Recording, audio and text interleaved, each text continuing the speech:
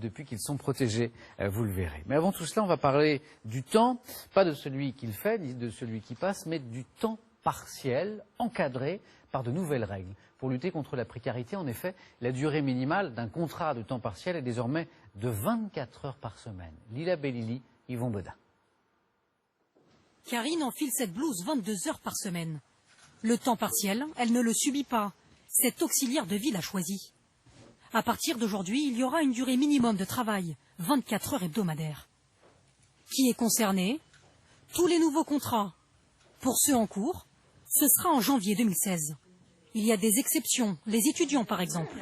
Selon Karine, ce n'est pas compatible avec son métier. On a plein de bénéficiaires, il faut jongler entre les horaires, les déplacements. Ça ne m'arrange pas. Et puis il y a aussi la famille, hein, les enfants, on court à gauche, on court à droite, c'est vraiment pas du tout facile. Hein. Le patronat craint que cette règle augmente le nombre de chômeurs. Ce chef d'entreprise emploie 400 salariés. Pratiquement tous sont à mi-temps. Il compte geler les embauches pour ce mois de juillet. Cette loi est une aberration, tout simplement parce qu'elle n'est pas applicable pour les employeurs de services à la personne. Très clairement, on embauchera moins de personnes que prévu. Donc moi j'évalue à 200 emplois le nombre d'emplois non créés ou détruits à cause de cette loi.